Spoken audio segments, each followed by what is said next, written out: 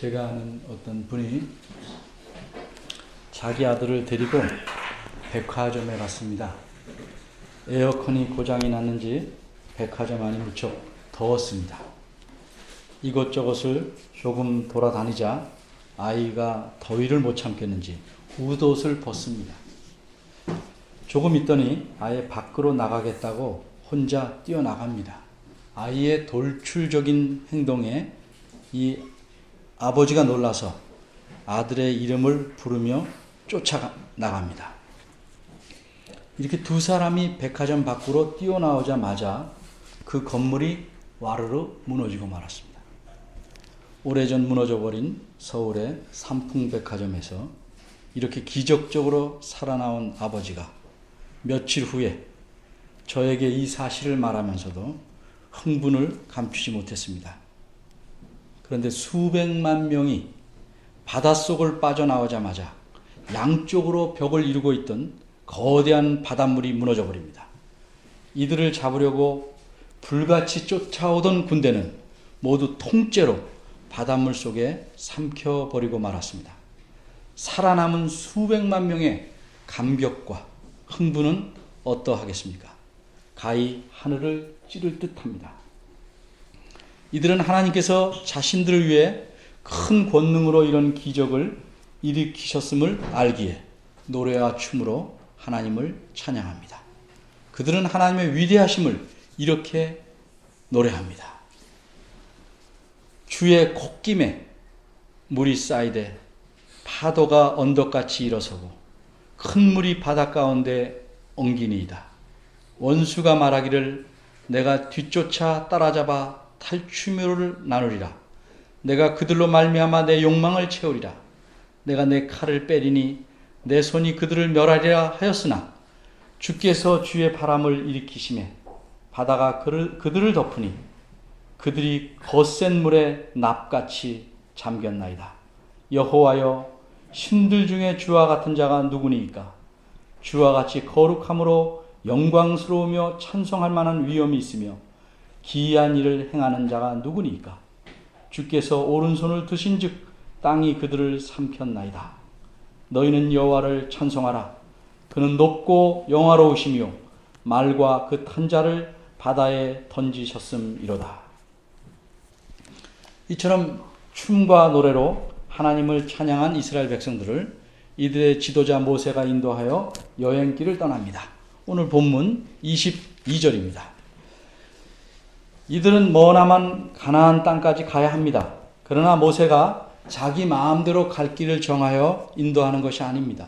하나님 자신께서 이들을 낮에는 구름기둥으로, 밤에는 불기둥으로 그들의 갈 길을 인도하십니다. 홍해를 떠나서 이들이 여행해야 할 곳은 광야입니다. 광야로 들어서서 3일을 걸었습니다. 갖고 있던 물이 다 떨어졌습니다. 물을 찾아봅니다. 그러나 오아시스가 없습니다. 물을 얻을 수 없어서 갈증이 심합니다. 23절입니다. 이렇게 3일을 걸어서 비로소 어떤 곳에 도착하니 거기서 마침내 물을 만나게 됩니다.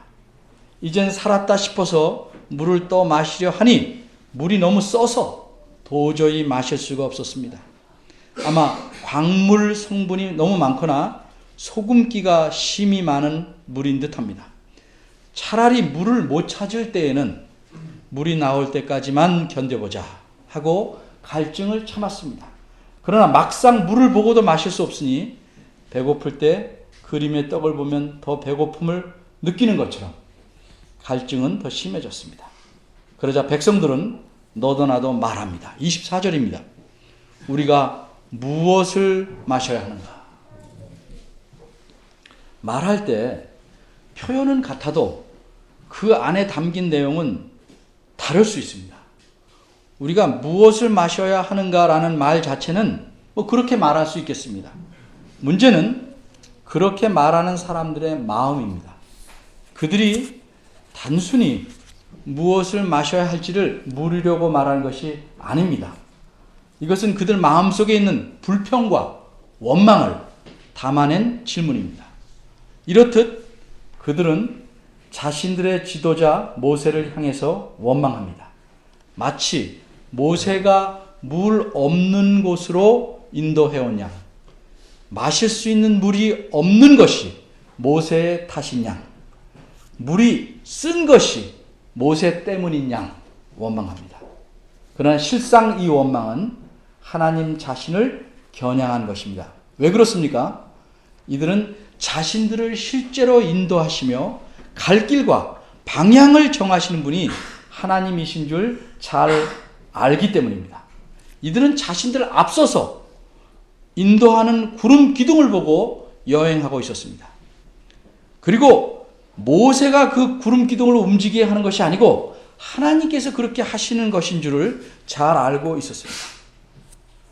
그러니까 사실 이렇게 물 없이 3일 길을 광야 깊은 곳으로 들어오게 하시고 마실 수 없는 쓰디쓴 물이 있는 곳으로 오게 하신 것도 모세가 아니라 하나님 자신인 것입니다. 모세는 기적을 행하는 사람이 아닙니다. 모세는 지팡이를 내밀어 바다를 갈랐지만 그것은 모세의 능력이 아니었습니다. 모세가 지팡이를 잡은 손을 다시 내밀어 바닷물이 다시 몰려들게 하였지만 그것도 역시 모세의 능력이 아니었습니다. 이 모든 일들은 하나님께서 행하신 것입니다. 모세는 다만 하나님께서 큰 권능을 보이실 때를 알려주기 위한 행동을 했을 뿐입니다. 그러면 모세는 갈증과 낙담으로 풀이 죽어 있는 이스라엘 백성을 위해 무슨 일을 할 수 있겠는가? 마실 수 없는 물을 마실 수 있는 물로 바꾸거나 만들 수 없습니다. 그러나 그는 어떻게 하면 이 위기를 해결할 수 있는지를 알았습니다. 누가 이 위기를 해결하실 수 있는지를 알았습니다. 그러기에 그는 하나님께 기도합니다. 25절입니다. 모세가 여호와께 부르짖었다는 말은 백성들이 내게 원망하고 아우성치니까 도대체 이럴 수가 있습니까? 하고 모세도 하나님께 울부짖었다는 뜻이 아니라 간절히 기도했다는 표현입니다. 박식한 사람과 지혜로운 사람의 차이가 무엇인 줄 아십니까? 다방면에 많이 알고 있는 사람은 박식한 사람입니다. 그러나 아무리 박식하다 해도 정말 필요한 때에 필요한 지식을 사용할 줄 모르면 그는 지혜로운 사람은 못 됩니다. 위기 때에 무엇을 해야 하는가? 그걸 아는 것도 지혜입니다. 무엇보다도 위기의 순간에 전능하신 하나님께 기도할 줄 아는 것은 참으로 지혜로운 일입니다. 모세는 그럴 때 기도할 줄 알았습니다. 반면에 이스라엘 백성들은 몰랐습니다. 그 대신 이들은 원망할 줄은 알았습니다. 그러나 정작 하나님께 3일 전에 큰 권능을 홍해에서 보이신 하나님께 기도할 줄은 몰랐습니다. 3일 내내 구름 기둥과 불 기둥으로 자신들을 인도해 오신 하나님께 기도할 줄을 이 백성들은 몰랐습니다. 그러기에 이렇게 먹을 수 없는 물만 있는 곳으로 인도해 오신 하나님의 목적을 전혀 알 도리가 없었습니다. 여호와 하나님은 자신을 의지하며 구하는 자를 결코 외면하시지 않습니다. 모세가 하나님께 부르짖자 하나님은 어떻게 하셨습니까? 하나님은 자비로우십니다. 심지어 하나님을 원망하는 자들에게도 긍휼을 베푸십니다. 25절입니다. 그래서 바로 응답하셨습니다. 모세에게 어떤 한 나무를 가르쳐 주셨습니다. 그래서 그 나무를 모세가 물에 던집니다. 그러자 못 먹던 그 쓴물이 단물로 바뀌었습니다. 사람들이 마실 수 있는 달콤한 물로 바뀌었습니다. 나무의 어떤 성분이 물을 바꾼 것이 아닙니다. 나무는 모세가 바다를 향해 내민 지팡이처럼 하나님의 권능을 기대하게 만드는 그런 역할을 하는 도구일 뿐입니다. 하나님께서 권능으로서 마실 수 없는 쓴물을 단물로 바꾸신 것입니다. 이로써 사람들은 마침내 갈증을 풀고 원기를 회복할 수 있었습니다. 하나님께서는 아무런 계획이나 목적이 없이 자기 백성을 인도하시지 않습니다. 모든 것을 다 아실 뿐만 아니라 모든 일들을 자신의 기쁘신 뜻대로 주관하시는 하나님께서 자기 백성을 어려운 상황 가운데로 이끄실 때에는 거기에 반드시 하나님의 선한 뜻이 있는 것입니다. 하나님은 결코 자기 백성을 악하게, 나쁘게 만들기 위해서 어려운 상황으로 인도하시지 않습니다. 그러면 이스라엘 백성을 3일 내내 물을 찾을 수 없는 곳으로 이끄셨다가 마침내 하도 물이 써서 그곳 이름을 쓰다는 뜻의 마라 라고 할 만큼 쓴물이 있는 곳으로 인도하신 하나님의 목적은 무엇일까요? 그 목적은 한마디로 연단입니다. 단련입니다. 프로 말하자면 연단은 신앙이 강하고 튼튼하게 되는 것이며 인품을 성숙하게 만드는 것입니다. 연단은 쉽고 부드러운 환경에서 이루어지는 것이 아닙니다. 쇠를 불에 달구듯 어려운 환경에서 하나님을 의지하고 신뢰함으로써 이루어지는 것입니다. 그러나 안타깝게도 이스라엘 백성은 연단받을 수 있는 좋은 상황, 즉 어려운 환경에 놓였으나 오히려 원망만 쏟아냈습니다. 그럴지라도 하나님께서는 자기 백성을 또 연단하실 목적을 포기하시지 않습니다. 그래서 일단 이번 시험에 탈락했다 할지라도 그들에게 다음 기회를 주시기 위해 그들의 갈증을 풀어주시고 원기를 다시 회복시켜 주신 것입니다. 이스라엘 백성은 지난번 시험 때에도 실패했습니다. 하나님께서 애굽 사람들에게 참으로 끔찍한 재앙들을 내리실 때에도 이스라엘 백성은 애굽 땅에 있으면서 그 재앙을 전혀 받지 않았습니다. 두 가지 예를 들면 하나님께서 심한 질병으로 애굽의 가축들을 죽이실 때에도 이스라엘 백성의 가축들은 한 마리도 죽지 않았습니다. 정말 그럴 수가 있을까? 그래서 애굽 왕 바로가 사람들을 보내서 조사하게 했습니다. 이스라엘 사람들의 가축들을 살펴보게 했습니다. 그러나 과연 한 마리도 죽지 않았습니다. 애굽 온 땅에 불덩이가 섞인 우박이 맹렬하게 쏟아져서 애굽 사람들과 짐승들과 밭의 농작물을 망치고 모든 나무들을 꺾었지만 이스라엘 백성이 살고 있는 곳에는 우박이 전혀 없었습니다. 이렇듯 하나님의 놀라운 은혜와 능력을 보았음에도 불구하고 이스라엘 백성은 애굽 군대가 다시 쫓아오자 애굽에 매장지가 없어서 우리를 애굽에서 이끌어내어 여기서 죽게 하느냐 이렇게 모세를 원망합니다. 이렇게 이들은 연단의 기회를 보기 좋게 날려보냈습니다. 그리고 하나님의 큰 권능으로 바닷물 속을 걸어서 홍해를 건넌 후에 두 번째 연단의 기회를 갖게 됩니다. 이것이 오늘 본문에 나타난 기회입니다. 그런데 역시 이 시험에도 실패하고 맙니다. 그럴지라도 자기 백성을 연단시키실 하나님의 목적은 멈추지 않습니다. 이스라엘 백성은 시험에서 실패해도 하나님의 목적은 실패하지 않습니다. 반드시 이루어집니다. 다음번 연단의 시험을 위하여 비록 원망하는 자들에게도 하나님께서는 그들의 필요를 채워주셨습니다. 갈증을 풀어주시고 원기를 회복시켜 주신 것입니다. 그러나 이스라엘 백성이 이렇게 연단에 실패하자 그들에게 연단하시는 목적이 무엇인지를 분명하게 알려주십니다.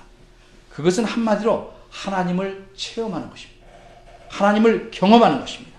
하나님이 어떤 분이신지를 분명하게 경험하여 하나님과 더욱 친밀한 관계에 이르고 하나님께서 주시는 복을 누리게 하려는 것이 연단의 목적입니다.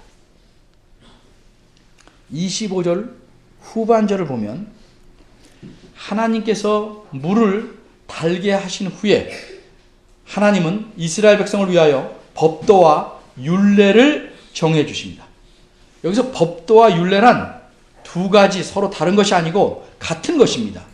이런 식의 표현을 중언법이라고 하는데 예를 들면 이렇습니다. 영어에서 버터 바른 빵 이렇게 말하지 않고요. 빵과 버터 이렇게 말합니다.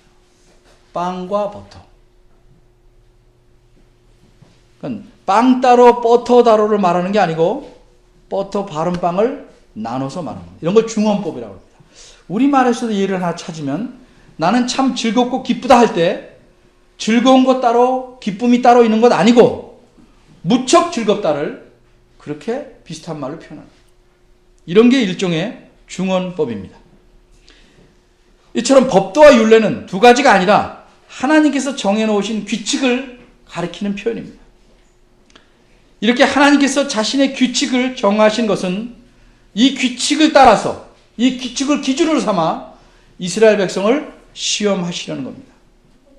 그럼 하나님께서는 어떻게 그들을 시험하시는가? 26절 상반절에서 자세히 말씀합니다. 너희가 너희 하나님 나 여호와의 말을 청종하고 나의 보기에 의를 행하며 내 계명에 귀를 기울이며 내 모든 규례를 지키면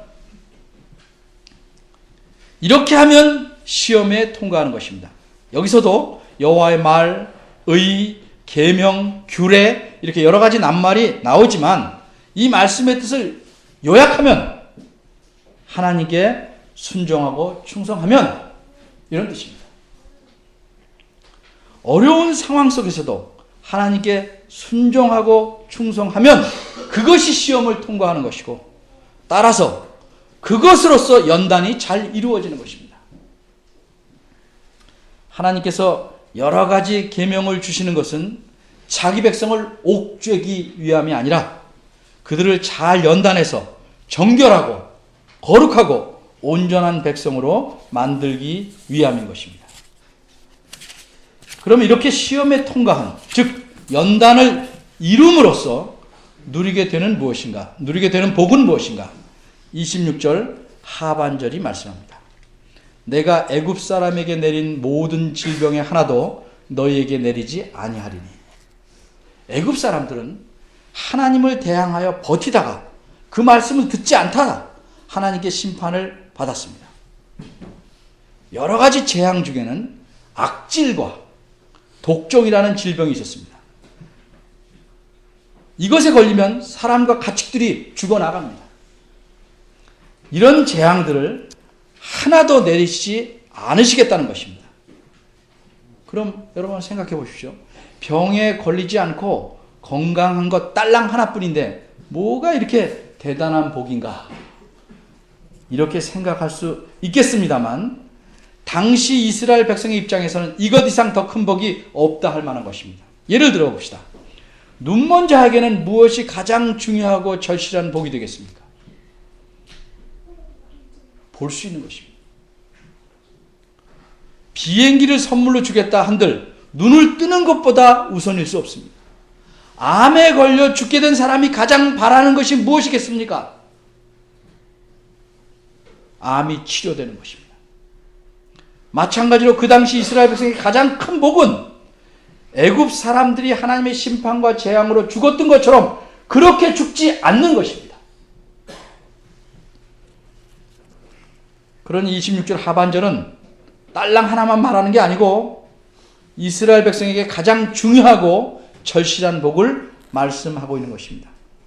26절 마지막에는 나는 너희를 치료하는 여호와임이니라 이런 말씀이 있습니다. 이 말씀은 원문대로 정확하게 표현하자면 왜냐하면 나는 너희를 치료하는 여호와이기 때문이다. 이런 표현입니다. 따라서 이 말씀은 어째서 하나님께 순종하고 충성하면 그런 복을 내리시는지 그 이유를 말씀한 것입니다. 치료하시는 하나님께서 주시는 복이 고작 질병을 내리지 않는 것일 수 있는가? 그렇지 않겠죠. 질병을 내리시지 않겠다는 것은 이스라엘 백성을 염두에 두고 말씀하시기 때문에 그들에게 절실한 최소한의 것을 말씀한 것입니다. 그럼 더 큰, 더 적극적인 복은 무엇입니까? 그것은 한마디로 치료입니다. 하나님은 사람을 치료하십니다. 사람의 육체만 치료하는 것이 아닙니다. 하나님은 마음과 육체의 어떤 병이라도, 어떤 아픔이라도 치료하실 수 있습니다. 이런 하나님을 그들은 체험하게 될 것이라는 말씀입니다. 어떤 상황에서도 하나님께 순종하고 충성하는 것, 즉 연단을 통해서 이들은 하나님의 치료하심을 체험할 것입니다. 오늘 본문에서 우리는 홍해 바다에서 그렇게 놀라운 하나님을 체험한 이스라엘 백성이 불과 단 3일 만에 갈증 때문에 하나님의 시험에 보기 좋게 실패한 사실을 보게 됩니다. 이것이 과연 그들만의 문제일까요?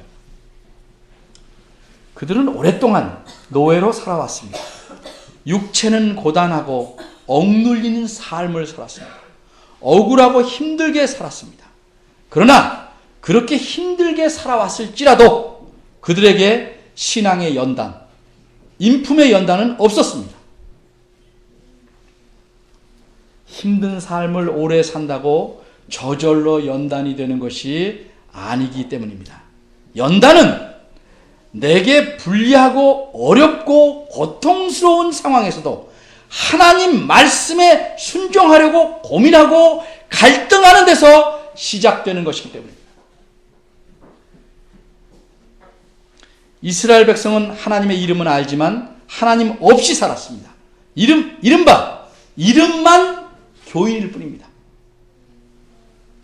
주일날 예배만 겨우 얼굴 내밀고 남이 볼까봐 바로 숨어버리는 교인과 같은 그런 삶을 살았습니다. 이스라엘 백성은 오랫동안 애굽의 신들을 섬기며 살았습니다. 그러니 연단이 있을 수 없습니다. 그러기에 연단이 없는 사람들은 하나님의 놀라운 능력을 봐도 그것은 그저 대단한 구경거리에 불과한 것입니다. 우리도 마찬가지입니다. 하나님의 은혜로 하나님의 자녀가 되었지만 그렇다 할지라도 연단이 없으면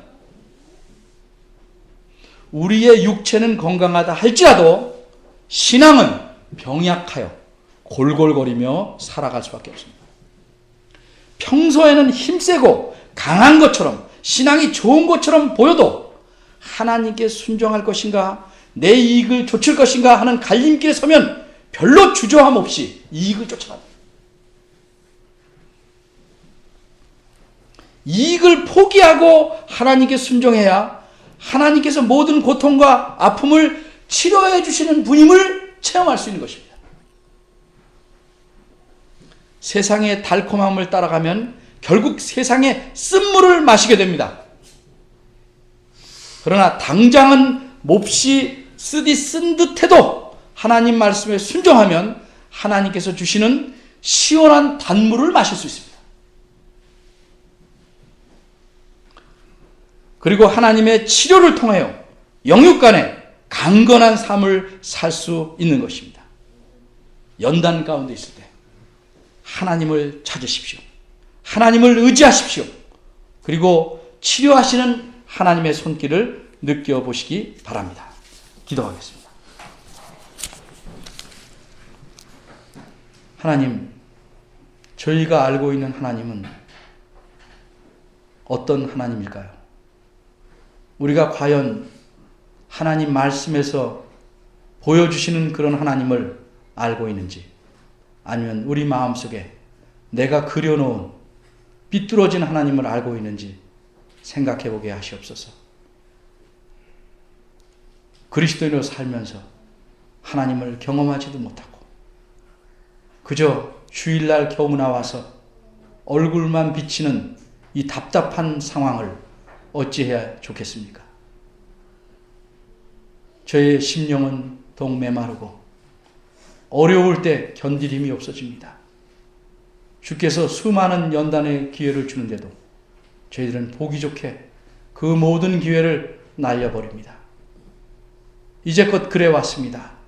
저희들을 용서하시고 참으로 우리 앞에 놓여진 어려운 순간에 하나님을 붙잡게 하시고 하나님 말씀에 순종할 수 있도록 저희들을 지켜주시고 이끌어주시고 이런 인도하심에 잘 따를 수 있도록 도와주시옵소서.